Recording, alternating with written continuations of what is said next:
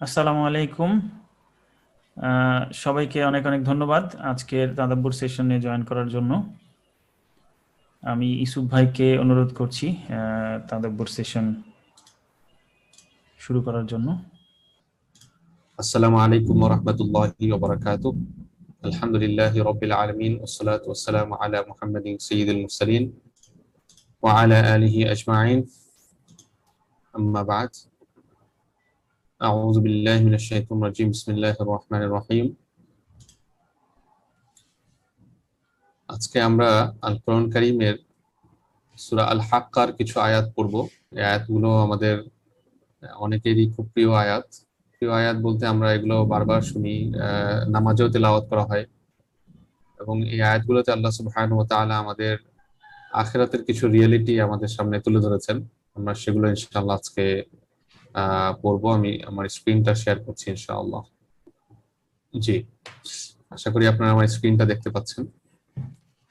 জি সূরা জি। আল হাক্কার 13 নম্বর আয়াত থেকে ইনশাআল্লাহ আমরা আজকে পড়বো।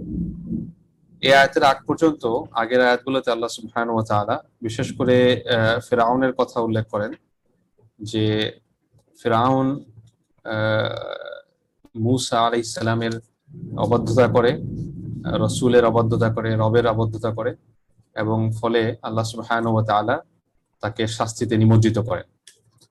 এবং এরপর আল্লাহ সুবহানাহু ওয়া তাআলা আখিরাতের সিনারিও তুলে ধরা শুরু করেন আর কি।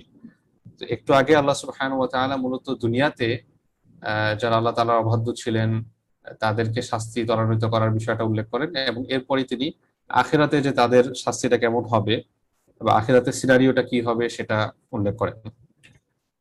আমরা আমাদের তাদাব্বুর সেশনগুলোতে আল কোরআন কারীমের বিভিন্ন দিক যখন আলোচনা করি, আখিরাতের বিষয়টা বারবারই আমাদের সামনে চলে আসে। আসলে আল্লাহ সুবহানাহু ওয়া তাআলা আল কোরআন কারীমে পাতায় পাতায় আমাদেরকে বারবার আখিরাতের সিনারিও গুলো স্মরণ করিয়ে দিয়েছেন। কারণ আখিরাতের স্মরণই আমাদের একজন মুমিনকে তার জীবনের সকল ক্ষেত্রে আল্লাহ সুবহানাহু ওয়া তাআলার নির্দেশিত পথে পন্থায় হিদায়াতের পথে চলার সুযোগ তৈরি করে দেয়। বান্দা যখন আখিরাতকে ভুলে যায়, মানুষ যখন মৃত্যুকে ভুলে যায়, তখন সে তার জীবনকে যাচ্ছে তাই ভাবে পরিচালনা করার সাহস পায়, মূলত শয়তানের প্ররোচনায়, শয়তানের বিস্পারে। পক্ষান্তরে যখন মানুষ আখিরাতকে একেবারে যেন সে কাচের আয়নার ভিতর দেখছে এরকম ভাবে যখন সে এটাকে বিশ্বাস করে, ইয়াকিন, ইয়াকিন বলতে 100% সে এটাকে বিশ্বাস করে, উপলব্ধি করে, ফিল করে, তখন তার জন্য দুনিয়াতে কোনো মানুষের হক নষ্ট করা, মানুষকে কষ্ট দেয়া, মানুষের সম্পদ অন্যায়ভাবে ভক্ষণ করা, অর্থাৎ আল্লাহ সুবহানাহু ওয়া তাআলার নির্দেশনার বাহিরে আল্লাহ সুবহানাহু ওয়া তাআলা যেগুলো নিষেধ করেছেন সেগুলো করা তার পক্ষে অসম্ভব হয়ে যায়। তো এই আয়াতগুলোতে আল্লাহ সুবহানাহু ওয়া তাআলা আখিরাতের একটা চিত্র তুলে ধরেছেন, যেটা আমাদের সবার জন্যই নোট রাখার মতো কিছু আয়াত। আমরা বারবার ঘুরে ফিরে এই আয়াতগুলো পড়তে পারি। প্রথমে আল্লাহ তাআলা শুরু করছে বিসমিল্লাহির রহমানির রহিম। فإذا نفخ في الصور نفخة واحدة وحملت الأرض والجبال فدكتا دكة واحدة فيومئذ وقعت الواقعة وانشقت السماء فهي يومئذ واهية والملك على أرجائها ويحمل عرش ربك فوقهم يومئذ ثمانية يومئذ تعرضون لا تخفى منهم خافية। এই আয়াতগুলোতে আল্লাহ সুবহানাহু ওয়া তাআলা আখিরাতের ভয়াবহ কিছু চিত্র আমাদের সামনে তুলে ধরেন।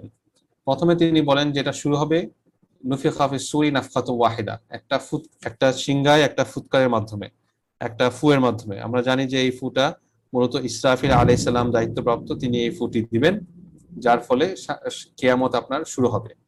এবং এই কিয়ামত শুরু হওয়ার সাথে সাথে কি হবে, আমাদের রূহগুলো আমাদের মানুষের ইয়াতে শরীরে ঢুকে যাবে, এবং মানুষ কি হবে, ফাইজান নাসু কিয়ামুল লিরাব্বিল আলামিন, মানুষ তাদের রবের ডাকে হাসরের মাঠে দৌড়ে যাওয়ার জন্য দাঁড়িয়ে যাবে যার যার কবর থেকে।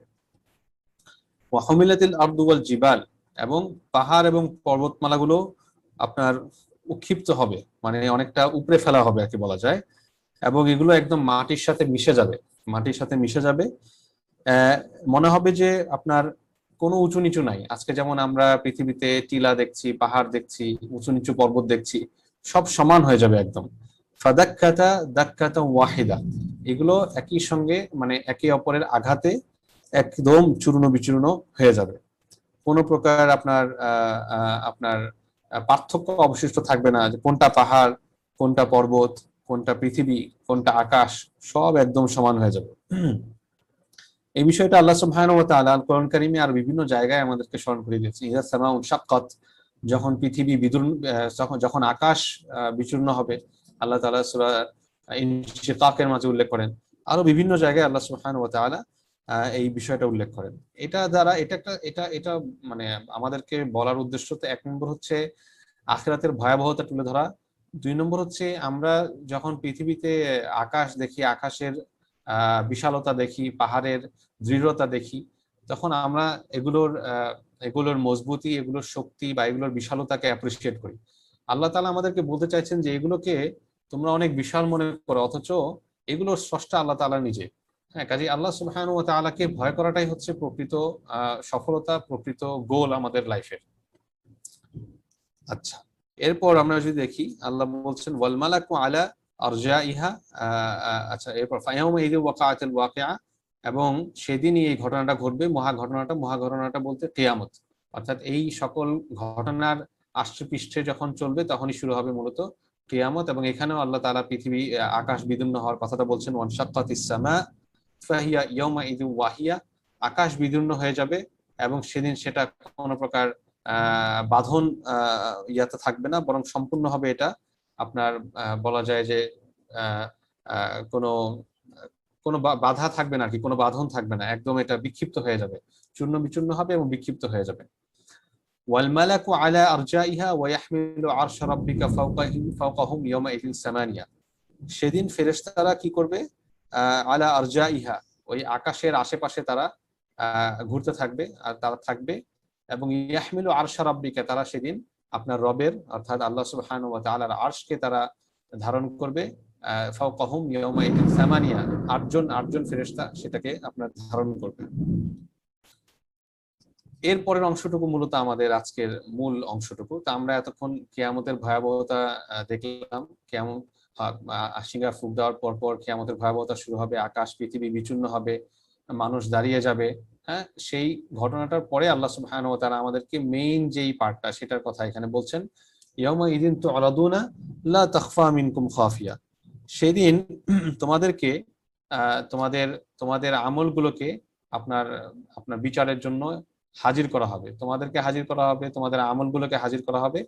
লা তাখফা মিনকুম খাফিয়া, কোনো কাজই তোমাদের সেদিন গোপন থাকবে না, তোমাদের শরীরের, তোমাদের দেহের, তোমাদের কাজের, তোমাদের গুণাবলীর কোনো কিছুই গোপন থাকবে না। আল্লাহ সুবহানাহু ওয়া তাআলা এই বিষয়টাকে আল কোরআন কারীমে অনেক জায়গায় অনেক ভাবে উল্লেখ করেছেন। আল্লাহ তাআলা বলেছেন ইয়াউমা ইয়ালামু খাইনাতাল আয়ুন ওয়া মা তুখফিস সুদূর, আমাদের চোখের যে খিয়ানা, চোখের আমরা আর চোখে অনেক সময় তাকাই, লুকিয়ে আমরা অন্য কিছুকে দেখি, কোনো খারাপ কিছুকে দেখি, হয়তো ভাবি কেউ দেখছে না, এটাও আল্লাহ দেখেন, এটাও আল্লাহ জানেন। ওয়া মা তুখফিস সুদূর, এবং আমাদের অন্তরে যেটা গোপন রয়েছে সেটাও আল্লাহ সুবহানাহু ওয়া তাআলা জানেন। তো আল্লাহ তাআলা কিয়ামতের ওই ভয়াবহতার কথা বলতে গিয়ে বলছেন লা তাখফা মিনকুম খাফিয়া, কোনো খাফিয়া সেদিন আপনার গোপন থাকবে না। খাফিয়া মানে যেটা আমরা গোপন করি, যেটা আমরা একাকী করার চেষ্টা করি, যেটা আমরা আপনার ভাবি যে কেউ হয়তো আমাদেরকে দেখছে না। আর কোরআন কারীমে বিভিন্ন আয়াতে আল্লাহ সুবহানাহু ওয়া তাআলা এর সাথে আরো কিছু বিষয় আমাদের উল্লেখ করেন, যেমন সেদিন প্রত্যেক বান্দা খালি পায়ে, খালি শরীরে, একদম উলঙ্গ হয়ে আল্লাহ সুবহানাহু ওয়া তাআলার সামনে হাজির হবে। ফি আরদিন মুস্তাবিয়াতিন, কোন পুরো পৃথিবী সমান হয়ে যাবে, এটা অলরেডি আমরা আলোচনা করলাম। এবং আপনার সেদিন আল্লাহ সুবহানাহু ওয়া তাআলা প্রত্যেককে তার আমলের প্রতিদান দিবেন, আমলের প্রতিদানের ব্যাপারটা পরের আয়াতে আসছে। এই জায়গাটা একটু আমরা আরেকটু তাদাব্বুর করি, যে আল্লাহ বলছেন ইয়াউমাইযিন তু'রাদুনা লা তাখফা মিনকুম খাফিয়া, কোনো কিছুই সেদিন গোপন থাকবে না। আমরা যদি সূরা ইয়াসিনের ওই আয়াতগুলো দেখি, আল্লাহ তাআলা বলছেন যে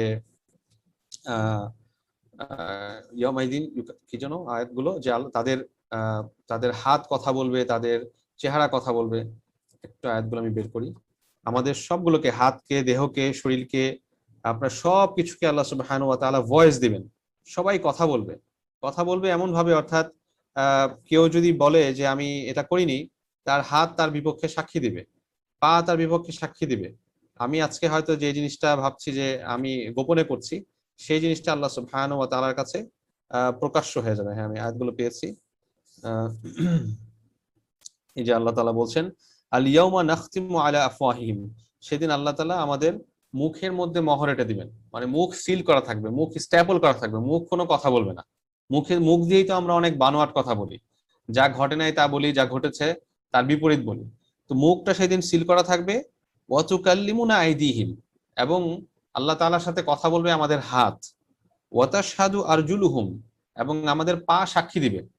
তাহলে হাত কথা বলবে, এই হাত বলবে আমি এই হাত দিয়ে হয়তো কাউকে চড় দিয়েছি, হাত দিয়ে আমি কাউকে হেনস্থা করেছি, হাত দিয়ে আমি কাউকে প্রহার করেছি, হাত দিয়ে কারো সম্পদ আমি চুরি করেছি, কারো সম্পদ আমি আত্মসাৎ করেছি, আমাদের জবে আমি হয়তো আমার রক্ষা করি নাই, বিজনেসে হয়তো আমি ফ্রড দিয়েছি। এই হাত সবকিছুর জন্য তো দায়ী এই হাত। এই হাত সেদিন সাক্ষী দিবে, সেই হাত কথা বলবে, কথা বলবে। ওয়াতাশহাদু আরজুলুহুম, এবং পা সেটা সাক্ষী দিবে। আমরা কোথাও গিয়েছি, আমরা আমরা কোনো ক্রাইমের জন্য কোনো পদক্ষেপ নিয়েছি, আল্লাহ সুবহানাহু ওয়া তাআলার নিষেধকৃত কোনো বিষয় আমরা করার জন্য স্টেপ নিয়েছি, এই সব কিছু তাশহাদু আরজুলুহুম, তাদের পা, মানুষের পা সেটা সাক্ষী দিবে, বিমা কানু ইয়াকসিবুন, যা তারা করেছে সে ব্যাপারে। তাহলে আমাদের সেদিন আসলে সুন্দর কথা দিয়ে পার পাওয়ার কোনো সুযোগ নেই। এক্স্যাক্টলি আমরা যা করেছি, আমাদের হাত পা, সেই বিষয়টাই সেদিন আমাদের সামনে আল্লাহ সুবহানাহু ওয়া তাআলার সামনে সাক্ষী দেওয়া হবে। এখন আমরা বর্তমান সময় যদি চিন্তা করি, আমরা সোশ্যাল মিডিয়া ব্যবহার করি, আমাদের সামনে অনেক সময় অনেক অনিচ্ছাকৃত অন্যায়, আপনার অনুল্লেখযোগ্য বিষয় সামনে চলে আসে। এই বিষয়গুলো যদি আমরা ইচ্ছা করে দেখি, অনিচ্ছাকৃতভাবে যদি আমরা দেখি, দ্রুত আমরা সামনে চলে যাই, আশা করা যায় আল্লাহ তাআলা আমাদেরকে মাফ করবেন। কিন্তু যদি আমরা সেটা ডেলিবারেটলি দেখি, ইচ্ছাকৃতভাবে দেখি, তাহলে তো সেটা এই আয়াতের ভিতর পড়ে যাচ্ছে। অনুরূপভাবে আপনার নানা রকম বিষয় আমরা হয়তো গোপনে করছি, রাতের অন্ধকারে করছি, কেউ দেখছে না তখন করছি। আমাদের মাথায় রাখতে হবে আল্লাহ সুবহানাহু ওয়া তাআলা সেটা দেখছেন। আমরা যাই গোপন করি না কেন সেটা তিনি জানেন। হয়তো আমি জবে আছি, ভাবছি কেউ জানেন না আমি অ্যাকাউন্টসে আছি, আমি একটু নাম্বারটা পরিবর্তন করে দিলে এখানে আপনার একটা হিউজ অ্যামাউন্ট আমার পকেটে চলে আসতে পারে। অথবা আমাকে অফিস থেকে দায়িত্ব দেওয়া হচ্ছে একটা প্রকিউরমেন্টের, আমি সেখানে একটু নাম্বারগুলো চেঞ্জ করলেই আমার এখানে পকেটে হাজার হাজার ডলার ঢুকে যাচ্ছে। হ্যাঁ, অথবা আমার কোনো গভর্নমেন্ট সেক্টরে জব, আমি সেখানে আপনার গোপনে ঘুষ নিচ্ছি, মানুষের সাথে অন্যায়ভাবে ডিল করছি। এই সব কিছু আল্লাহ তাআলার কাছে স্পষ্ট, এবং যেটা আল্লাহ বলছেন এটা খুব খুব পাওয়ারফুল একটা মেসেজ। যে ইয়াউমাইদিন তুরাদুন, সেদিন তোমাদেরকে উপস্থিত করা হবে, you will be presented, you will be presented, your আমাল উইল বি প্রেজেন্টেড, লা তাখফা মিনকুম খাফিয়া, এমন অবস্থায় যে সেদিন কোনো কিছুই গোপন থাকবে না, কোনো গোপন জিনিস গোপন থাকবে না। এখানে একটা ইন্টারেস্টিং পয়েন্ট দেখেন, আল্লাহ বলছেন লা তাখফা মিনকুম খাফিয়া, কোনো গোপন জিনিস গোপন থাকবে না। তাহলে হোয়াট অ্যাবাউট যেগুলো গোপন না, যেগুলো প্রকাশ্য, এগুলো তো অবশ্যই গোপন থাকবে না, এবং গোপন যেগুলো সেগুলো গোপন থাকবে না।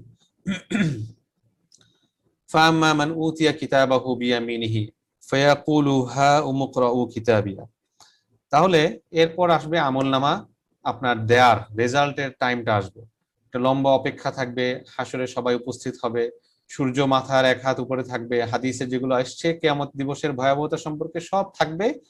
এবং এরপর ফাইনালি আমলনামা দেয়া হবে, প্রত্যেকের রেজাল্ট দেওয়া হবে। রেজাল্ট যখন দেওয়া হবে তখন দুই ক্যাটাগরির মানুষ থাকবে, কারো ডান হাতে রেজাল্ট আসবে, কারো বাম হাতে রেজাল্ট আসবে।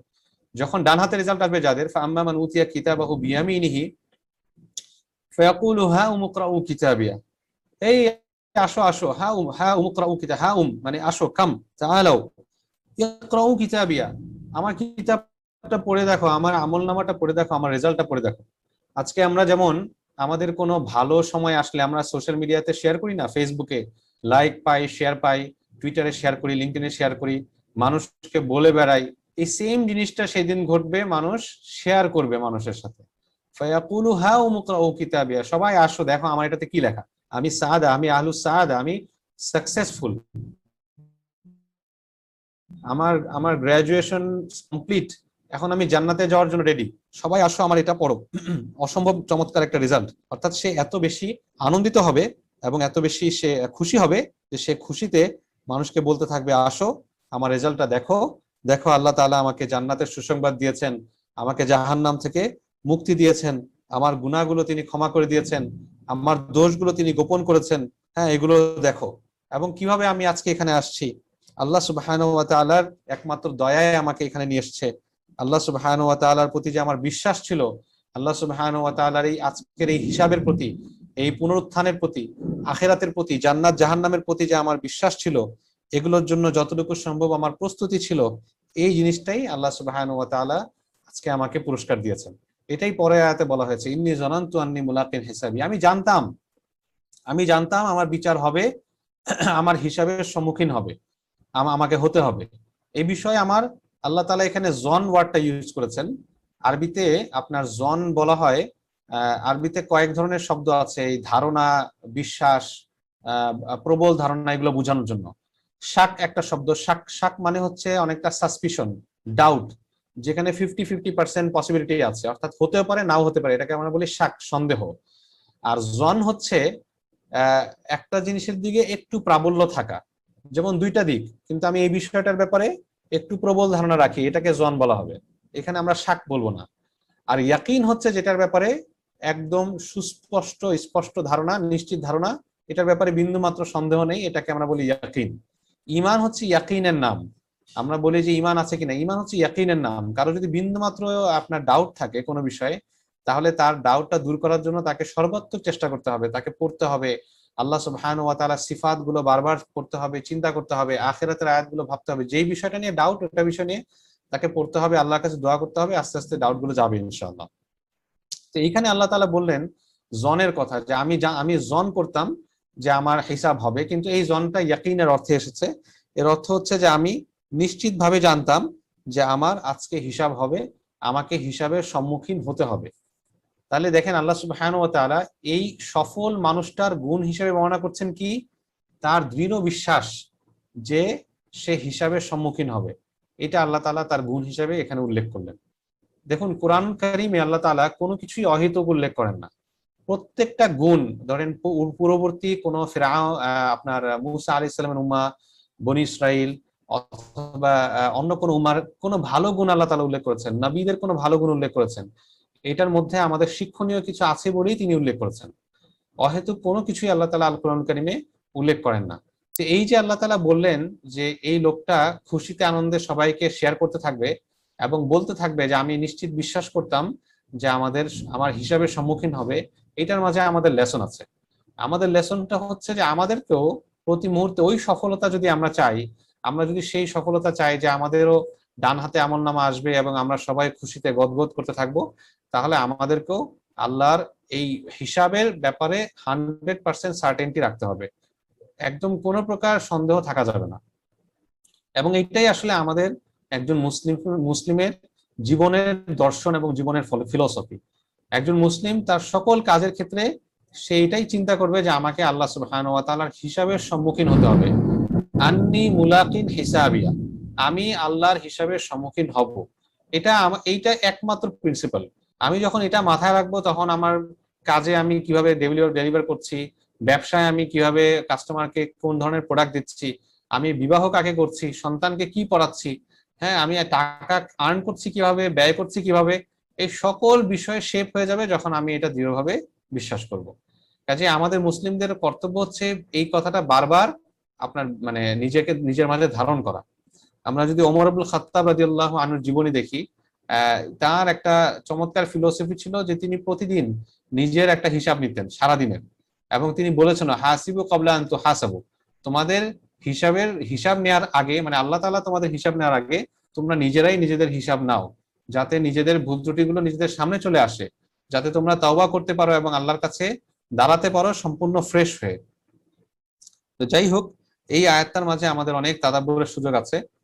এবং একটা মজার ব্যাপার হলো, রাসূলুল্লাহ সাল্লাল্লাহু আলাইহি ওয়াসাল্লাম অনেক সময় এমন হতো যে একটা আয়াত এটাকে সারা রাত রিপিট করেছেন, ফজর হয়ে গেছে, তাহাজ্জুদে রিপিট করতে করতে করতে করতে ফজর হয়ে গেছে। এবং সাহাবায়ে কেরাম রিজওয়ানুল্লাহি আলাইহিম আজমাইনের ব্যাপারেও তাই আছে, বর্ণিত আছে। একটা আয়াত হয়তো আমার জীবনকে পরিবর্তন করার জন্য যথেষ্ট, যদি আমি সেটাকে গভীরভাবে উপলব্ধি করতে পারি।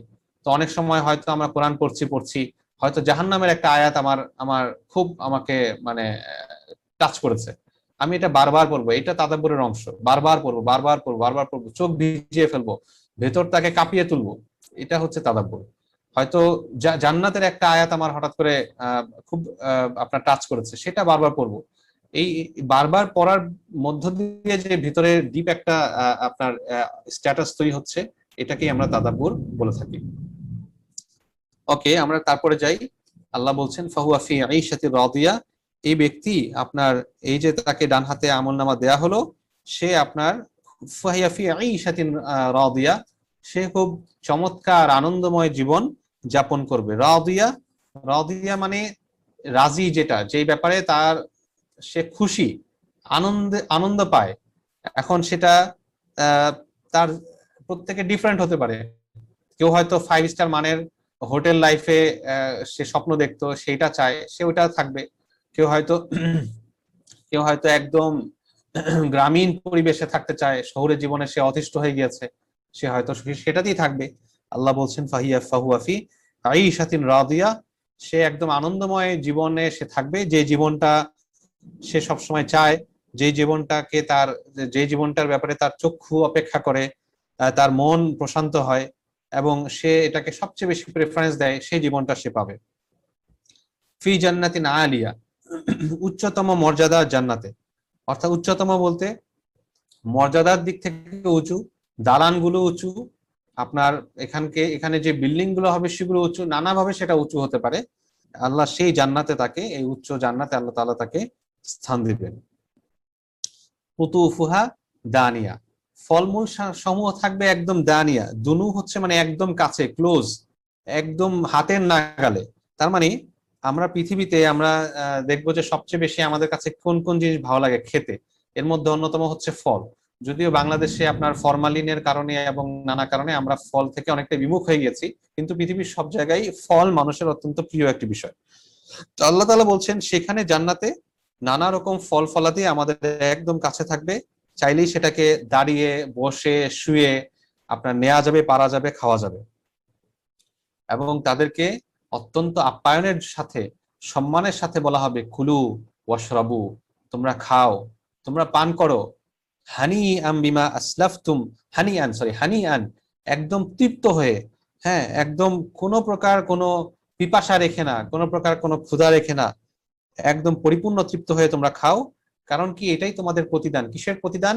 বিমা আসলাফতুম ফিল আইয়ামিল খালিয়া, পূর্বে বা অতীতের দিনগুলোতে, পৃথিবীর দিনগুলোতে তোমরা যে জিনিসটা আগে প্রেরণ করেছিলে, আসলাফতুম মানে তোমরা যেটা পূর্বে করেছিলে, ভালো কাজ করেছিলে, খারাপ কাজ থেকে বিরত থেকেছিলে, তোমরা রোজা রেখেছিলে, নামাজ পড়েছিলে, সাদাকা দিয়েছিলে, জাকাত দিয়েছিলে, হজ করেছিলে, মানুষের সাথে ভালো ব্যবহার করেছিলে, আল্লাহর স্মরণ করেছিলে, হ্যাঁ, এই সকল আমলের বিপরীতে, এই সকল আমলের কারণে আজকে তোমরা কি করো? খাও, পান করো ইচ্ছে মতো। এই জান্নাত আজকে তোমাদের জন্য, এই জান্নাতের সৌভাগ্য তোমাদের জন্য। আল্লাহ তাআলা এই কথা আমাদেরকে বলবেন। আল্লাহ তাআলা আমাদের সকলকে এটার জন্য কবুল করুন। আমরা যখনই জান্নাতের আয়াত পড়বো, আমরা আল্লাহর কাছে দোয়া করবো, ইয়া আল্লাহ, আপনি আমাদেরকে কবুল করুন, আমাদেরকে জান্নাতের জান্নাতবাসী হিসেবে কবুল করে নিন। আমাদেরকে নবীন, সিদ্দিকিন, শুহাদাদের সাথে আমাদেরকে জান্নাতে থাকার তৌফিক দান করুন, এবং সকল প্রকার আমল যেগুলোতে আপনি অসন্তুষ্ট হন সেগুলো থেকে আমাদেরকে বিরত থাকার তৌফিক দান করুন, আমিন। এরপর যাদের অবস্থা ভালো না, ওয়া আম্মা মান উতিয়া কিতাবাহু বিয়াশিমালিহি, যাদের রেজাল্ট বাম হাতে এসেছে, ডান হাতে আসে নাই, এই বাম হাতে দেয়াটা ইটসেলফ তার জন্য অসম্মানজনক। আমরা পৃথিবীতে দেখবেন আল্লাহ রাসূল সাল্লাল্লাহু আলাইহি ওয়াসাল্লাম, উম্মুল মুমিনিন আয়েশা রাদিয়াল্লাহু আনহা বর্ণনা করেছেন যে আমাদের রাসূলুল্লাহ সাল্লাল্লাহু আলাইহি ওয়াসাল্লাম প্রত্যেকটা জিনিস, ভালো জিনিস ডান হাত দিয়ে শুরু করতেন। তো এমন কি আপনার উনি যদি চুল আঁচড়াতেন, এই চুলটা পর্যন্ত ডান হাত দিয়ে আপনার ডান পাশ থেকে শুরু করতেন। স্যান্ডেল পরার ক্ষেত্রে, জুতা পরার ক্ষেত্রে ডান পা দিয়ে আগে, ডান পায়েরটা আগে পড়তেন। তো এই ডানটা মানুষের জন্য একটা সম্মানজনক, বামটা মানুষের জন্য মৌলিকভাবে অসম্মানজনক। হ্যাঁ, কখনো মানুষের ন্যাচারালি বা সে ছোটকাল থেকে হয়তো সে ডান হাত ব্যবহার করেনি, সেটা ভিন্ন বিষয়, আমরা ওদিকে যাচ্ছি না। আল্লাহ যাদের রেজাল্ট ভালো হবে না, তাদেরকে আল্লাহ তাআলা বাম হাতে রেজাল্ট দিবেন। এবং ফায়াকুলু, তখন সে কি বলবে? দেখেন, এখানে আমাদের কন্ট্রাস্ট ওয়েতে চিন্তা করতে হবে। যাকে ডান হাতে আমলনামা দিয়েছিল, সে আপনার খুশিতে সবার সাথে শেয়ার করছে, ফেসবুকের মতো ওপেন প্ল্যাটফর্মে ফেসবুকের মতো বা এই ধরনের উন্মুক্ত প্ল্যাটফর্মে কোটি কোটি মানুষের সামনে সে বলছে, হ্যাঁ উমুকরা উ কিতাবিয়া, আসো আসো আমার এটা পড়ো, দেখো আমার এটা রেজাল্টটা দেখো। আর যার বাম হাতে আমলনামা দেওয়া হয়েছে তার তো শুধু আফসোস, তার আনন্দের কিছু নাই। সে মুখ লুকাবে কোথায়? সে বলছে ইয়া লাইতানি লাম উতা কিতাবিয়া, হায় যদি আমাকে এই এই রেজাল্টটা না দেওয়া হইতো, এটাই তো ভালো ছিল, কেন আমাকে আজকে দেওয়া হলো? হ্যাঁ, এটা তার জন্য, এই যে বাম হাতে তাকে দেয়া হচ্ছে, এটা তার জন্য লজ্জা, তার জন্য অপমান, তার জন্য চূড়ান্ত রকমের অসম্মান। এবং এই অসম্মানের মাধ্যমে তাকে দেয়া হলো এবং সে কি বললো, ইয়া লাইতানি লাম উতা কিতাবিয়া। কেন তার এই আফসোস? কারণ এই রেজাল্টের অর্থটা কি? এই রেজাল্টের অর্থ তার এই আজকে শুরু হলো, শেষ নেই, জাহান্নামে চিরস্থায়ী হওয়া, খালিদিনা ফিহা, এখানে তারা চিরস্থায়ী হবে। হ্যাঁ অবশ্যই, কারণ ঈমান থাকলে সে একটা নির্দিষ্ট সময় পরে ইনশাল্লাহ আসবে, কিন্তু মৌলিকভাবে কাফেরদের জন্য, যাদের ঈমান নেই তাদের জন্য জাহান্নাম চিরস্থায়ী, যেমন ভাবে ঈমানদারদের জন্য জান্নাত চিরস্থায়ী। তো সে এই কষ্টের কথা ভেবে বলবে, ইয়া লাম আদ্রি ইয়া লাইতানি লাম উতা কিতাবিয়া, হায় যদি আমার আজকে রেজাল্টটা না আসতো, ওয়ালাম আদ্রি মা হিসাবিয়া, আর আমার হিসাব কি এটাও যদি আমি না জানতাম। আমাদের দেখবেন অনেক সময় রেজাল্ট খারাপ হলে আমরা, যখন ছোট ছিলাম অনেক সময় যাদের রেজাল্ট খারাপ হয়েছে আমরা বাবা মাকে জানাতে চেতাম না, তাই না? অথবা রেজাল্ট কার্ডটা লুকিয়ে রাখতাম। হ্যাঁ, আমরা আমরা চাইতাম না রেজাল্টটা না দিত, কেন দিচ্ছে রেজাল্ট, তাই না? এটা আমাদের জন্য একটা আতঙ্কের বিষয় হয়ে যেত। তো ঠিক সেই দিন যখন আমাদের বাম হাতে রেজাল্ট আসবে, আল্লাহ তালা আমাদের সকলকে, আমরা যারা আজকে এখানে আসছি সবাইকে আল্লাহ তালা হেফাজত করে, আমাদের সবারকে আল্লাহ তালা ডান হাতে আমলনামা দিন। তো যেদিন যাদের বাম হাতে আমলনামা আসবে সে বলবে ওয়ালা মাদরি হিমা হিসাবিয়া, আমি যদি এটা না জানতাম এটাই ভালো ছিল। হ্যাঁ, কেন আমার মানে আবার রেজাল্ট রেজাল্ট পাওয়া লাগলো, আমার এটা না থাকতো এটাই ভালো ছিল। ইয়া লাইতাহা কানাতিল কাদিয়া, হাই এই মৃত্যুই যদি আমার শেষ হইতো তাহলেই তো ভালো হইতো। মৃত্যুর পরে আবার উঠতে হইলো, আবার আমার এখন আপনার রেজাল্টের জন্য আসতে হলো, এখন আবার জাহান্নামে যেতে হবে। এর চেয়ে আমার মৃত্যুটাই যদি আমার জন্য চূড়ান্ত হইতো তাহলেই আমার জন্য ভালো হইতো। হ্যাঁ, এরপর সে কি করবে? এরপর সে তার পৃথিবীর জীবনের স্মৃতিচারণ করবে, বলবে হায় রে মা আগনা আন্নি মালিয়া, আমার কত সম্পদ ছিল, বাড়ি ছিল, গাড়ি ছিল, রাজত্ব ছিল। হ্যাঁ, আমি কত কত বড় সম্মানিত ব্যক্তি ছিলাম, মাস শেষে আমার স্যালারি হয়তো, প্রফিট ছিল। মা আগনা আন্নি মালিয়া, আমার ধন সম্পদ কোনো কাজেই আসলো না। মা আগনা আন্নি মালিয়া, এই যে ধন সম্পদ কোনো কাজে আসলো না, এটার মধ্যে আমাদের অনেক অনেক তাদাব্বুর করার সুযোগ আছে। এই যে মাল, সম্পদ, সম্পদ হচ্ছে আমাদের পৃথিবীর সবচেয়ে আকর্ষণীয় বিষয়। দেখেন আমাদের সমাজে আমরা নামাজ অনেককে পড়তে দেখি, অনেকেই আছেন নামাজ আলহামদুলিল্লাহ পড়েন, জাকাত দিতে চান না, জাকাত দেন না, আইদার জাকাত দেনই না, অথবা হিসাব করেন না, অথবা হিসাব করেন অনুমানের ভিত্তিতে দেন, ইত্যাদি ইত্যাদি। জাকাত নিয়ে নানা টালবাহানা, জাকাত থেকে পালানোর চেষ্টা করেন, রীতিমতো পালানোর চেষ্টা করেন, আমি একদম লিটারালি বলছি আমার অভিজ্ঞতা থেকে। কেন এই জিনিসটা? কারণ সম্পদকে আমরা সবচেয়ে বেশি ভালোবাসি। নামাজ পড়তে হলে ঠিক আছে, নামাজ পড়লাম, 2 মিনিট 5 মিনিট গেল ঠিক আছে, কিন্তু পকেট থেকে 2.5% যাবে, এটা আমরা মানে প্রচন্ড রকম কষ্ট হয়। যেই জিনিসটা সেভ করার জন্য এত কষ্ট আমার দুনিয়াতে, আল্লাহ বলছেন মা আগনা আন্নি মালিয়া, সেই জিনিস সেদিন সে আফসোস করবে, এটা আমার কোনো কাজেই আসলো না। এখন এই মালের সাথে আপনি সব লাগান, মাল মানে তো শুধু টাকা পয়সা না, মাল মানে আমার ইন্টেলেকচুয়াল প্রপার্টি, আমার পিএইচডি, আমার আমার অন্য কোনো বড় অর্জন, আমার স্ট্যাটাস, আমার প্রফেশন, কোনো কিছুই সেদিন আমার কোনো কাজে আসবে না।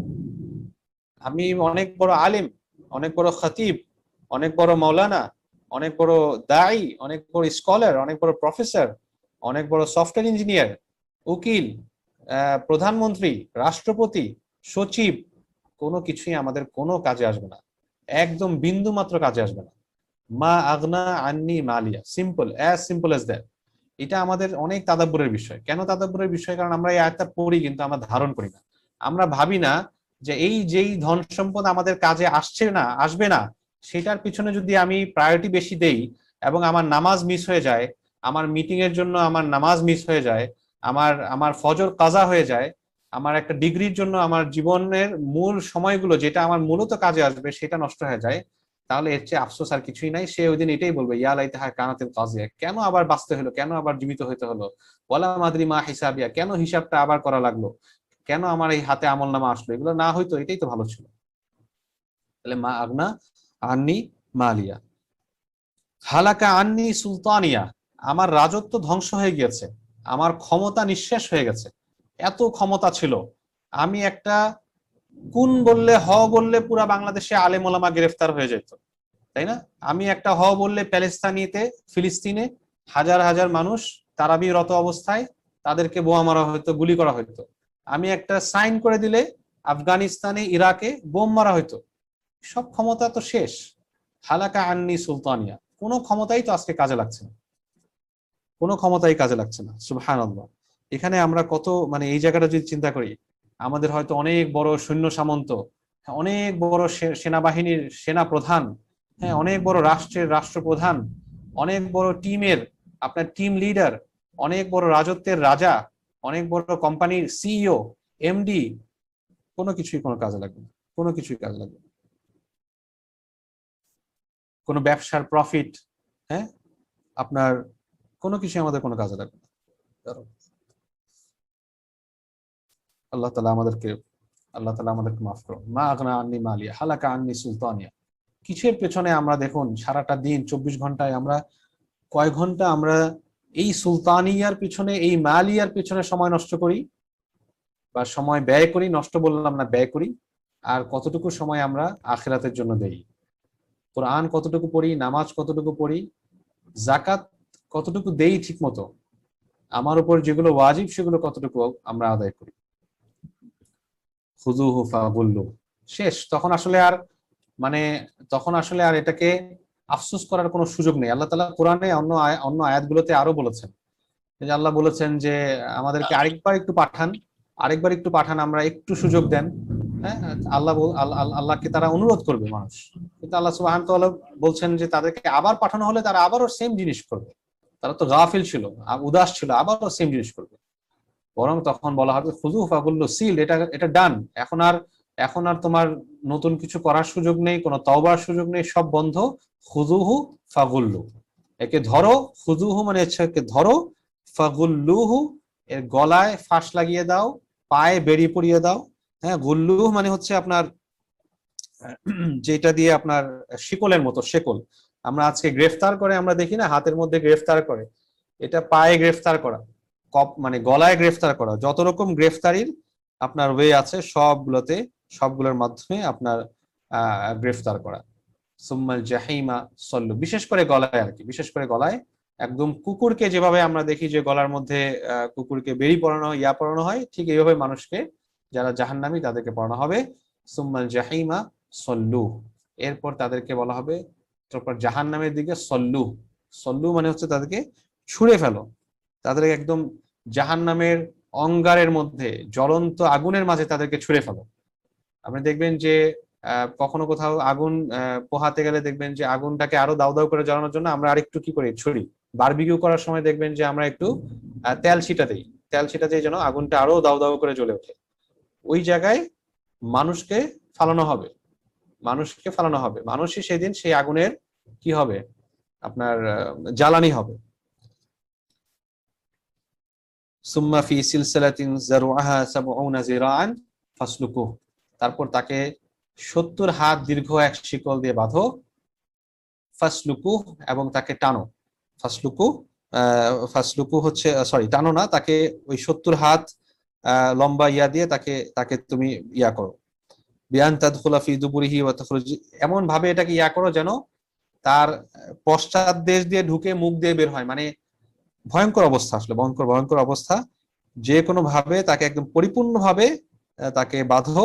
এবং এটা হচ্ছে একটা মানুষের জন্য চূড়ান্ত শাস্তি, চূড়ান্ত রকম অসম্মান, অপমান, এবং চূড়ান্ত রকম আফসোসের অবস্থা। এই অবস্থাটা কেন হবে এটাও আল্লাহ ব্যাখ্যা করছেন। তাহলে এবার আবার ইন কন্ট্রাস্ট চিন্তা করেন, আগে যে ছিল যারা আপনার এই জান্নাতি, মানে যাদের অবস্থা ভালো ছিল, তাদের কারণ কিন্তু আল্লাহ কি বলেছেন, তাদের কারণ ছিল ইন্নী জলান্তু আল্লি মুলাকিন হিসাবিয়া, আমি জানতাম, আমি 100% বিশ্বাস করতাম আমাকে হিসাবের মুখোমুখি হইতে হবে। এটা ছিল তাদের আমল নামা ডান হাতে দেওয়ার কারণ। আর যাদের আমল বাম হাতে দেওয়া হচ্ছে তাদের কারণ কি? তাদের কারণ এই যে এখানে বলা হচ্ছে, ইন্নাহু কানা লা ইউমিনু বিল্লাহিল আযীম, তারা মহান আল্লাহর উপর ঈমান আনেননি। আল্লাহর উপর তারা ঈমান আনেননি। ঈমান আনেননি মানে কি? ঈমান আনেননি মানে একটা হচ্ছে কাফের, যারা আল্লাহকে অস্বীকার করেছে, আল্লাহ রসুলদেরকে অস্বীকার করেছে। আরেকটা হচ্ছে সরাসরি হয়তো কাফের না, কিন্তু সন্দেহবাদী, সংশয়বাদী। আজকে আমাদের নাস্তিক কত রকম দেখেন, মানে আমাদের এই প্রজন্মের একটা বড় অংশ, খুব আফসোসের সাথে আমি বলছি, যেহেতু আমি বিভিন্ন তরুণ প্রজন্মদের সাথে চলে আসছি আজকে লম্বা সময় এবং ইউনিভার্সিটিতে পড়ানোর সুযোগ হয়েছে, আইইউটিতে। আমি দেখেছি একটা বড় অংশ এই প্রজন্মের, যারা স্কুল কলেজে পড়ে আসছে গত 10-15 বছর বা আরো বেশি সময় ধরে, তাদের একটা বড় অংশ হয় পুরোপুরি নাস্তিক হয়ে গেছে, নাউজুবিল্লাহ, অথবা সংশয়বাদী, অথবা আজ্ঞেয়বাদী। সংশয়বাদী হচ্ছে যে সন্দেহ পোষণ করে, আসলেই কি আল্লাহ আছেন, আসলেই কি আমরা আবার পুনরায় জীবিত হব, নাউজুবিল্লাহ মিসাল। আজ্ঞেয়বাদী হচ্ছে যে সে কোনো কিছুই, মানে সে কোনো কিছু, কোনো ইয়াকেই সে মানে না, কোনো ধরনের গডকেই সে মানে না, অনেক নাস্তিকদের মতো। আর নাস্তিকদের কথা তো আমরা জানি, সে কোনো ইয়াকে সে স্বীকার করে না। আবার এরকম আছে যারা আহ আজ্ঞেয়বাদী না, নাস্তিক না, তারা নামে মুসলিম, কিন্তু তার হার্ট সম্পূর্ণভাবে ইসলামকে অপছন্দ করে, হিন্দু বা অন্য ক্রিশ্চিয়ানিটি সেগুলোকে পছন্দ করে।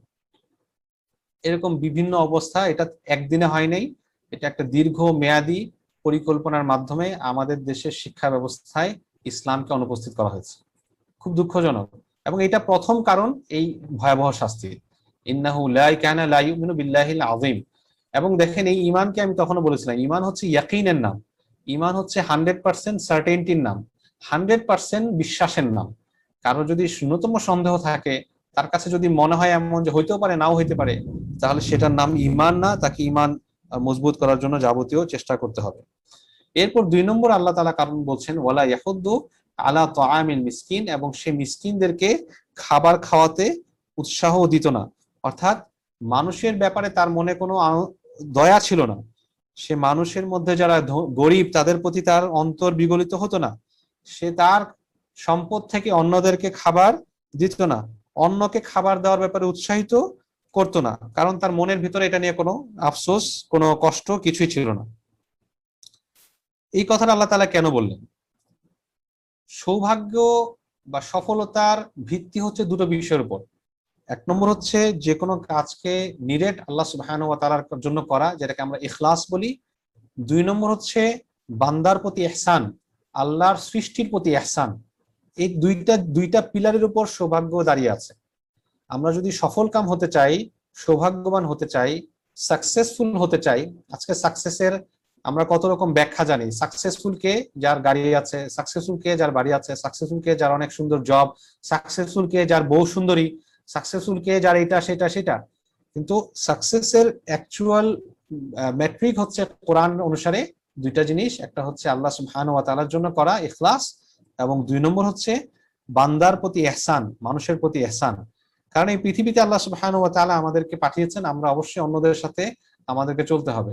তো অন্যের সাথে ব্যবহার ভালো করা, তার সে যদি না খেতে পারে তাকে খাবার দেয়া। এই যে আজকে করোনাকালীন, হ্যাঁ, করোনাকালীন আমাদের চারপাশে বহু মানুষ না খেয়ে আছেন, বহু মানুষ কষ্টে আছেন। আমাদের যাকাত তো অবশ্যই দেয়া, বরং যাকাতের চেয়ে আরো বেশি দেয়া। রাসূলুল্লাহ সাল্লাল্লাহু আলাইহি ওয়াসাল্লামের ব্যাপারে হাদিসে এসেছে যে তিনি রমাদানে কানা আজওয়াদা মিনার রিহিল মুরসালা, তিনি রমাজানে প্রবাহিত বাতাসের চেয়ে বেশি দানশীল হয়ে যেতেন। এত বেশি দানশীল হয়ে যেতেন যে বাতাস যেরকম সবাইকে ছুঁয়ে যায়, এর চেয়ে বেশি ওনার দান সবাইকে ছুঁয়ে যেত। এটা ছিল রাসূলুল্লাহ সাল্লাল্লাহু আলাইহি ওয়াসাল্লামের অবস্থা। তো আমরা এটাকে ফলো করার চেষ্টা করব। আমরা শুধু নিজে খাবো তা না, আমরা মানুষকে খাওয়াবো, আমাদের চারপাশে যারা আত্মীয় স্বজন আছেন, পাড়া প্রতিবেশী আছেন, আমাদের যারা অধীনস্থ আছেন, অথবা আমাদের দেশে আমাদের চারপাশে সবার প্রতি খেয়াল রাখা। এটাও এই দেখেন আল্লাহ তাআলা এখানে বলছেন, ওই দিন এই লোকের দুর্ভাগ্যের দুটা কারণ বললেন। 1 নম্বর হচ্ছে তার ঈমান ছিল না, 2 নম্বর হচ্ছে সে মিসকিনকে খাওয়াতো না, মিসকিনকে খাওয়ানোর ব্যাপারে উৎসাহ দিত না, তার মানে নিজেও খাওয়াতো না, আরেকজনকেও এনকারেজ করতো না।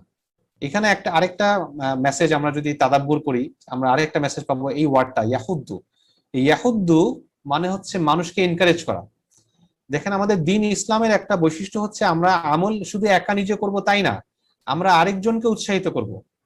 আল্লাহ তাআলা বলেছেন না, কুনতুম খায়রা উম্মাতিন উখরিজাত লিন-নাস তা'মুরুনা বিল মা'রুফ ওয়া তানহাউনা আনিল মুনকার। তোমরা সর্বোত্তম উম্মত, তোমাদেরকে বানানো হয়েছে, তোমরা মানুষকে ভালো কাজের নির্দেশ দিবে, অসৎ কাজ থেকে বাধা দিবে। আমি নিজে নামাজ পড়বো আর আমার ভাইকে আমি নামাজে ডাকবো না, আমি নিজে দান করব, আমার ভাইকে আমি দানের ব্যাপারে উৎসাহিত করব না, আমি নিজে কোরআন পড়বো, আমার সন্তানকে আমি কোরআন ব্যাপারে উৎসাহিত করব না, এটা ইসলামের মিজাজ না। আমরা এই যে বাংলা একটা কথা বলি, যার যার চরকায় তেল দিই, হ্যাঁ, যার যার মাথায় তেল দিই, এই কথাগুলো বলি, যার নিজেকে নিয়ে ব্যস্ত, এই স্বার্থপরতা ইসলামের মেজাজ না। ইসলামের মেজাজ হচ্ছে একটা কালেকটিভ রেসপন্সিবিলিটি। আমরা সবাই একে অপরকে স্মরণ করিয়ে দিব। কারণ আমি হয়তো আজকে আপনাদের সামনে খুব ভালো কথা বলছি, কালকেই হয়তো নাউজুবিল্লাহ আমার নামাজের ব্যাপারে গাফলত আসতে পারে, তখন আমার ভাই আমাকে স্মরণ করিয়ে দিবে, এই তুমি নামাজে আসতেছো না কেন, নামাজে আসো। এটার মাঝে আমার জন্য কোনো অপমান নেই, এটা আমার জন্য সাআদা, এটা আমার জন্য সৌভাগ্য। কারণ আখিরাতের সেই ভয়াবহ মুহূর্তে জাহান্নামে যাওয়ার আগে আজকে আমার ভাই আমাকে এখানে আমাকে স্মরণ করিয়ে দিচ্ছে, এটা আমার জন্য সাআদা। ঠিক একইভাবে আমার ভাই, আমার পাড়া প্রতিবেশী না খেয়ে আছে, আমি নিজে তো দিবই, আমার আরেকজন দেখছি সে অনেক বড়লোক, সে অনেক নিজে ভালো চলছে, তাকেও আমি স্মরণ করিয়ে দিব, এটাতে বিন্দু মাত্র লজ্জা নেই। ইভেন দো সে যদি খারাপ মনেও করে তাতেও আমার লজ্জা নেই, কারণ এটাই নবীদের সুন্নত। আম্বিয়া কিরাম আলাইহিমুস সালাতু ওয়াস সালাম তারা বলেই গিয়েছেন, তাদেরকে কত রকম গালি দেওয়া হয়েছে, তাদেরকে কবি বলা হয়েছে, জাদুকর বলা হয়েছে, তাদেরকে আরো নানাভাবে গালমন্দ করা হয়েছে, ফিজিক্যালি টর্চার করা হয়েছে, হত্যা করা হয়েছে। আল্লাহ কোরআনে অনেক জায়গায় বলেছেন ওয়াকাতলিহিমুল আম্বিয়া, তারা আম্বিয়াদেরকে হত্যা পর্যন্ত করেছে। কাজে এইগুলো নতুন না, কিন্তু তারপরও আমরা আমাদের জায়গায় দাওয়াত দিয়ে যাব, মানুষকে বলে যাব ইয়াহুদ্দু, এটা অনেক ইম্পর্টেন্ট একটা কিওয়ার্ড, মানুষকে এনকারেজ করা ভালো কাজের ব্যাপারে। এখানে একটা হাদিস আমি স্মরণ করবো, রাসূলুল্লাহ সাল্লাল্লাহু আলাইহি সাল্লাম বলেন, এটা বুখারী মুসলিম সহ আপনার সহিহ হাদিসগুলোতে আছে, গ্রন্থগুলোতে, মান দাআ ইলা হুদান কানা লাহু মিনাল আজরি মিসলু উজুরি মান তাবিআহু লা ইয়ানকুসু যালিকা মিন উজুরিহিম শাইআ ওয়া মান দাআ ইলা দালালাতিন কানা আলাইহি মিনাল ইসমি মিসলু আসামি মান তাবিআহু লা ইয়ানকুসু যালিকা মিন আসামিহিম শাইআ। যে ব্যক্তি মানুষকে কোনো ভালো কাজের দিকে ডাকে, তার ডাকে যারা সাড়া দিবে সকলের সওয়াবের সমপরিমাণ সে সওয়াব পাবেন, অথচ তাদের সওয়াবের কোনো অংশও কমবে না। আর যে মানুষকে কোনো খারাপ কাজের দিকে ডাকে, দলালার দিকে ডাকে, বিভ্রান্তির দিকে ডাকে, তার যারা কথা শুনবে তাদের সকলের গুনাহের সমপরিমাণ গুনাহের বোঝা তার উপর দেওয়া হবে, কারণ আলাইহি, তার উপর এই বোঝা দেওয়া হবে, অথচ তাদের গুনাহের অংশ কোনো অংশে কম হবে না। এটা রাসূলুল্লাহ সাল্লাল্লাহু আলাইহি ওয়াসাল্লাম আমাদেরকে বলেছেন। কাজে আসুন আমরা মানুষকে ভালো কাজে কথা বলি। ফালাইসা লাহুল ইয়াউমা হা হুনা হামিম, অনেক গুরুত্বপূর্ণ আয়াত। আজকে তার কোনো বন্ধু থাকবে না।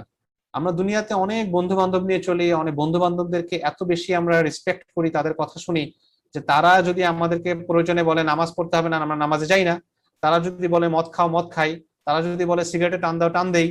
কিন্তু ওই দিন কি হবে? ফালাইসা ইলাহুল ইয়াউমা হাহুনা হামিম, ওই দিন তাদের কোনো হামিম থাকবে না, কোনো বন্ধু থাকবে না। এবং হামিম কোনো সাধারণ বন্ধু না। হামিম হচ্ছে এমন বন্ধু, যে বন্ধু মানে অন্তরঙ্গ বন্ধু যেটাকে আমরা বলি, সে বিপদের সময় আসে, হ্যাঁ, সে রক্ত লাগবে রক্ত দেয়, অক্সিজেন লাগবে অক্সিজেনের ব্যবস্থা করে দেয়, এরকম বন্ধু সেও সেদিন থাকবে না। ফালাইসালাহুল ইয়াউমা হাহুনা হামিম ওয়ালা তাআমুন, মানে এই বন্ধু থাকবে না, মানে কি, এই বন্ধু এসে, এরকম কোন বন্ধু এসে সেদিন আমার ব্যাপারে সুপারিশ করবে, আমাকে আল্লাহর কাছে আযাব কমাবে, এরকম কোনো উপায় থাকবে না। ওয়ালা তাআমুন ইল্লা মিন গিসলিন, এবং শুধুমাত্র সেখানে খাবার হবে একটাই, সেটা হচ্ছে গিসলিন।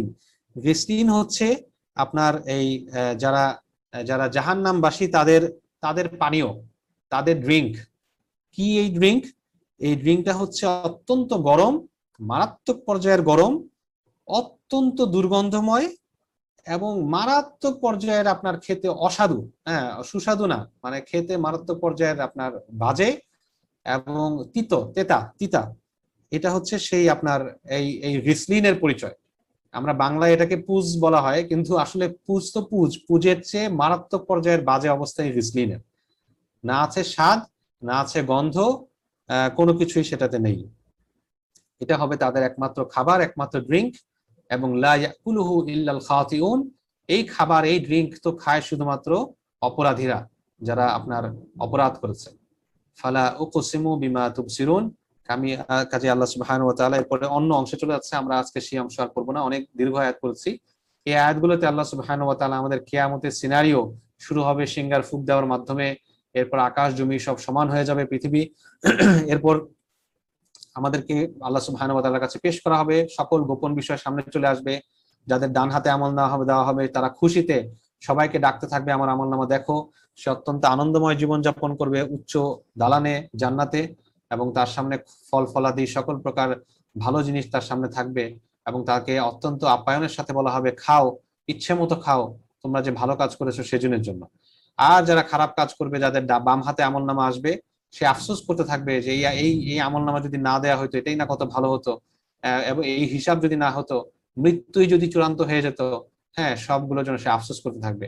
আরো আফসোস করবে যে আজকে আমার সম্পদ কোনো কাজে আসলো না, আমার পজিশন কোনো কাজে আসলো না, আমার রাজত্ব, আমার ক্ষমতা কোনো কাজে আসলো না। এবং আল্লাহ তাদেরকে বলবেন, ফেরেশতাদেরকে বলবেন, একে ধরো, একে টান দিয়ে নিয়ে যাও, একে আপনার শেকল পরাও, একে গলার বেড়ি পরাও এবং জাহান্নামের দিকে নিক্ষেপ করো, এবং তাকে 70 হাত লম্বা শেকল দিয়ে তাকে বাঁধো। কি কারণে এত শাস্তি? কারণ সে আল্লাহকে বিশ্বাস করতো না, সে মানুষকে ভালো কাজে, বিশেষ করে তা মিসকিনদেরকে খাওয়ানোর ব্যাপারে উৎসাহিত করতো না। কাজে আজকে তার এখানে কোনো বন্ধু থাকবে না, এবং একান্ত বাজে ড্রিঙ্ক ছাড়া আর কোনো খাবার তার জন্য থাকবে না, যে ড্রিঙ্ক একমাত্র অপরাধীরাই খায়। আমরা আল্লাহ তাআলার কাছে বিশেষভাবে দোয়া করি, তিনি যেন আমাদেরকে এই এই এই রমজানের শেষ এই 2-3 দিন যে আছে, আমরা যেন আল্লাহ তাআলার কাছে মাগফিরাত কামনা করতে পারি। তিনি যেন আমাদেরকে এই যে যাদের ডান হাতে আমলনামা দেওয়া হবে তাদের অন্তর্ভুক্ত করেন, এবং যাদের বাম হাতে আমলনামা দেওয়া হবে তাদের কাছ থেকে আমাদেরকে, তাদের দলভুক্ত আমাদেরকে না করেন, আমাদেরকে যেন তিনি একেবারেই মাফ করে দেন। আমরা সেই দোয়া আল্লাহ তাআলার কাছে করি। আজকে এখানেই আমি শেষ করছি, আপনাদের কোনো শেয়ারিং থাকলে আমরা করতে পারি। জাযাকুমুল্লাহ। অনেক ধন্যবাদ ইউসুফ ভাই। আখিরাতের একটা চিত্র আমরা আসলে কল্পনা করতে পারলাম আজকের আলোচনা থেকে। তো উপস্থিত যারা আছেন তাদের কারো কোনো সংক্ষিপ্ত প্রশ্ন যদি থাকে, মালয়েশিয়াতে ইফতারের সময় খুব কাছাকাছি চলে আসছে, 20 মিনিটের মতো আছে। সংক্ষেপে যদি কারো কোনো প্রশ্ন থাকে কিংবা কোনো কিছু বলার থাকে বলতে পারেন, মাইক্রোফোন আনমিউট করে বলতে পারেন।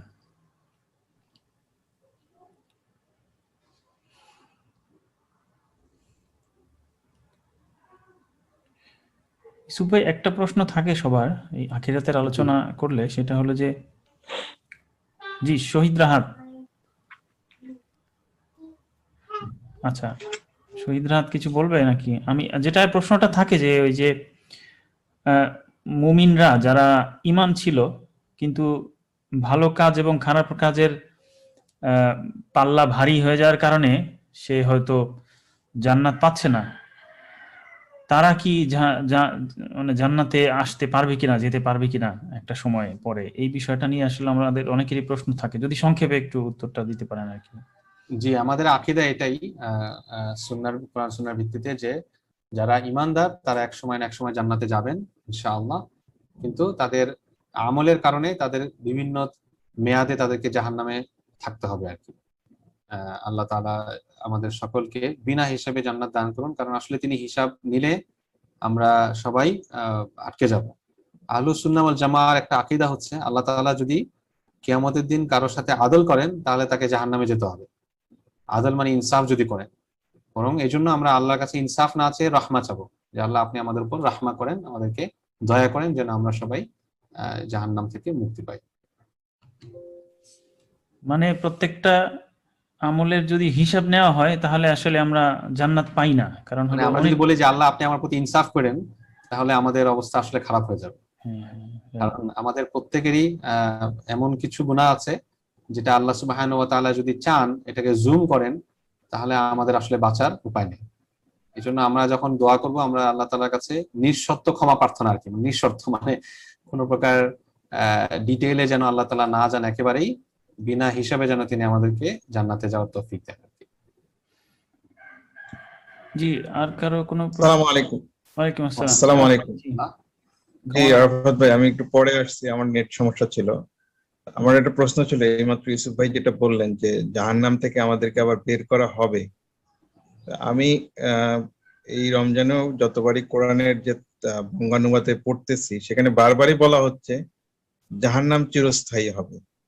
তাহলে যে বের করা হবে এইটা কি আসলে মানে কিভাবে আসলো? এই আমি অন্য জায়গায় শুনছি যে আমাদেরকে কিছু আমল করার পরে বা যদি কিছুদিন না জাহান্নামে রাখার পরে হয়তো আবার জান্নাতে নিয়ে যাওয়া হবে, সেখানে আমাদেরকে একটা হাউসের মধ্যে সেখানে আমাকে আবার রিফাইন করা হবে, করে তারপরে জান্নাতে নেওয়া হবে। কিন্তু এই রেফারেন্সটা কি কোথাও আছে? এইটা একটু জানতে চাচ্ছি। এমনি আমি এই মুহূর্তে যেটা রিকল করতে পারছি, যেমন বিভিন্ন হাদিস আছে, যেমন হাদিস আছে মান ক্বালা লা ইলাহা ইল্লাল্লাহ দাখালাল জান্নাহ, যে ব্যক্তি লা ইলাহা ইল্লাল্লাহ বলবে সে জান্নাতে যাবে। তো এই ধরনের বিভিন্ন হাদিস এবং এগুলোকে রিকনসাইল করা হয়েছে এভাবে, এবং এটার এক্সাক্ট রেফারেন্স এই মুহূর্তে আমার সামনে নেই, কিন্তু এটা আমাদের আকীদার অংশ, আহলুস সুন্নাহ ওয়াল জামাআত আকীদার অংশ, যে প্রত্যেক মুমিন সে অবশ্যই জান্নাতে যাবে। তবে যেহেতু আপনার তার আমলনামায় কিছু গুনাহ ছিল, সেটার জন্য তাকে নির্দিষ্ট মেয়াদে জাহান্নাম ভোগ করতে হবে। এখন খালিদিনা ফিহা যেটা, এটা হচ্ছে কাফিরদের ব্যাপারে। আল্লাহ সুবহানাহু ওয়া তাআলা দেখবেন আল কোরআন কারীমে জাহান্নামকে সবসময় কাফিরদের ব্যাপারে রিলেট করা, মানে মুসলিম জাহান্নামে যাবে এটা আল্লাহ সুবহানাহু ওয়া তাআলা আল কোরআন কারীমে আসলে ভাবে উল্লেখ করেন নাই।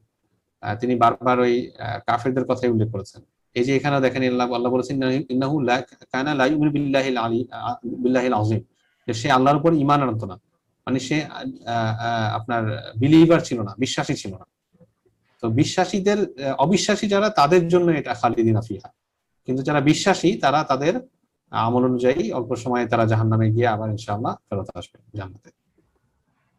জাযাকাল্লাহ খাইর। আমার প্রশ্নটা ছিল এই জায়গায় যে যারা বিশ্বাসী তাদের কি আবার কি জাহান্নামে যেতে হবে কোনো কারণে, নাকি তারা মাপ পেয়ে জান্নাতে চলেই যাবে? মানে এই জায়গাটা যে এটা আমাদের আকীদা তো এটাই যে আল্লাহ সুবহানাহু ওয়া তাআলা দুইটা সিনারিও ঘটতে পারে। আল্লাহ তাআলা একদম বিনা হিসেবে যদি জান্নাত দেন, আলহামদুলিল্লাহ, তাহলে তো সবাই জান্নাতে চলে গেল। আর আল্লাহ সুবহানাহু ওয়া তাআলা যদি ছোট কোনো যেমন আমরা নামাজ মিস করছি, রোজা রাখছি না, যাকাত দিচ্ছি না, ইত্যাদি বিভিন্ন আমলের কারণে যদি ধরেন, তাহলে সেটার জন্য জাহান্নামে যেতে হবে। এটা কিন্তু আপনার এটা সে যে আবার ফিরে আসবে এটার ব্যাপারেও হাদিস আছে। এই মুহূর্তে আমার সামনে রেফারেন্স গুলো নেই, আমি আপনাদের সাথে শেয়ার করার চেষ্টা করবো ইনশাআল্লাহ কোথা থেকে এসেছে, কিন্তু এটা একটা এস্টাবলিশড আকীদা আহলুস সুন্নাহ ওয়াল জামাআতের। ইমাম তাহাবী রাহিমাহুল্লাহ সহ যারা আহলুস সুন্নাহ ওয়াল জামাআতের আকীদা গুলো লিখেছেন, সংকলন করেছেন এবং পৃথিবীব্যাপী সেগুলো প্রতিষ্ঠিত, মানুষের কাছে সমাদৃত, এটা একটা সমাদৃত বিষয় আর প্রতিষ্ঠিত বিষয় আর কি। জাযাকাল্লাহ। জাযাকাল্লাহ খাইর। জি, ঠিক আছে, আমরা তাহলে আজকের সেশন শেষ করি। সম্মানিত উপস্থিত যারা, আসসালামু আলাইকুম। আর একটু কি সময় আছে নাকি? সময় তো বেশি নাই বুঝতেছি। হ্যাঁ বলেন আমিরুল ভাই, বলেন। জি জি, আচ্ছা, ইসু সুলতান ভাই, আসসালামু আলাইকুম। ওয়ালাইকুম সালাম ভাই, ভালো আছেন? আসলে এই তো আলহামদুলিল্লাহ, আলহামদুলিল্লাহ। খুব সুন্দর সুন্দর আলোচনা, পরে আবার শুনি আলোচনাগুলো। আমাদের আরাফাত ভাই লিংক করে দিতে, আবার শুনি, জাযাকাল্লাহ জাযাকাল্লাহ। মনোযোগ সহকারে আবার শুনি, একবার তো শুনি। আচ্ছা, এখন যে বিষয়টা আমার কাছে একটু মনে হলো সেটা হচ্ছিল, নর্মালি তো আমরা হাদিসটি রিফাইন জানি না, যে হাদিসটি এই যে ভালো কাজ যখন আমাকে আনন্দ দিবে তখন বোঝা যাচ্ছে আসলে এটা ভালো কাজ, আর খারাপ কাজ যখন আমাকে ব্যথিত করবে তখন বোঝা যাবে এটা আসলে খারাপ কাজ। এখন আমাদের তো ভালো কাজগুলো আলহামদুলিল্লাহ আমরা যতটুকু করতে পারি, কিন্তু এরপরেও তো আমাদের মাঝে একটা ভয় থাকে, মনে হয় কি আমরা কি জান্নাত পাবো কি পাবো না, নাকি কবরে যাবো, আমাদের ফেস করতে হবে। এই ভয়টা আসলে আসে কেন, আর এই ভয়টা ওভারকাম করার উপায়টা কি আসলে? আমার তো কম বেশি যতটুকুই হলো আমরা চেষ্টা করি ইনশাল্লাহ একটু ভালো কাজ করার জন্য, এরপরে তো খারাপ কাজ হয়ে যায়।